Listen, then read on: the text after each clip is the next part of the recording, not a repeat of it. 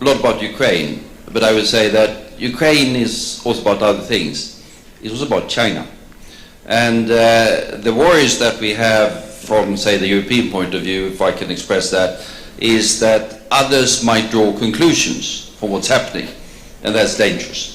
So my slightly difficult question to you, and I can see it can be difficult to answer in public, what conclusions do you think China will draw from what's happening? Do they see that there's a possibility to do things that otherwise would not be allowed?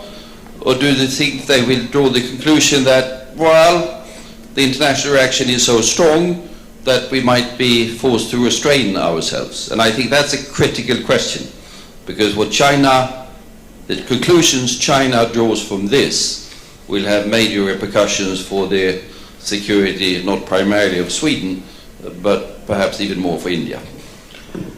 I'm tempted to say, as I did to your colleague, that you should be asking Minister Wangi that question, but he's not here. Look, let me say this, because I can't honestly answer that question. But I don't think international relations necessarily functions by precedence.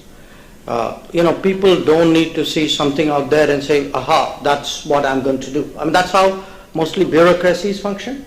But I think world affairs has a sort of a much more self-driven, self-calculating way of working.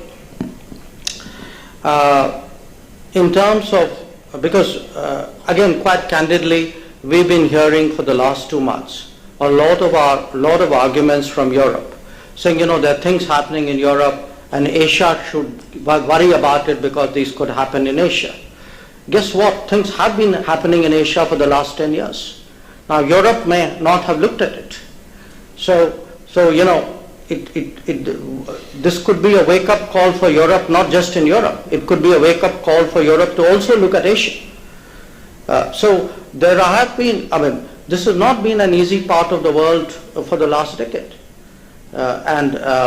This is a part of the world where boundaries have not been settled, where terrorism is still practiced, often sponsored by states. This is a part of the world where, the rule-based order has been under continuous stress for more than a decade. I think it's important for the rest of the world outside Asia to recognize that today. It's not the problems are going to happen. The problems have been happening. Let me bring in one of our young